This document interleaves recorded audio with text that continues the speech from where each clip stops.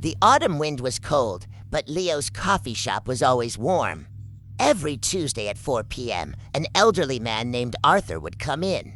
He always ordered 2 cups of black coffee, sat by the window, and placed a small, faded photograph of a smiling woman on the table.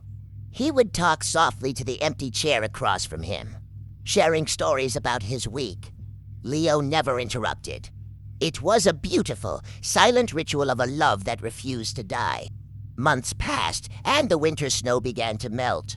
One Tuesday, the clock struck 4, then 5. For the first time in years, Arthur's table by the window remained empty.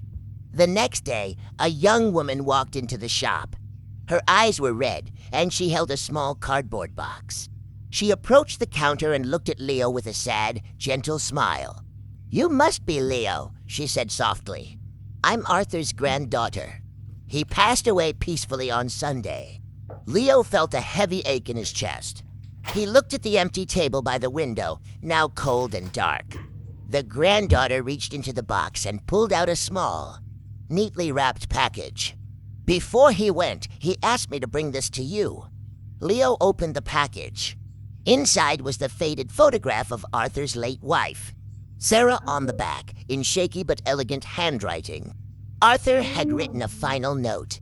"Dear Leo, thank you for never making me feel lonely. For 3 years, your shop was the only place where I could still see her. I don't need the photo anymore. I am finally sitting across from her again." Leo looked up, his eyes blurred with tears, and placed the photograph on the shelf, behind the counter right next to the coffee machine, where Arthur and Sarah would always be a part of the warmth.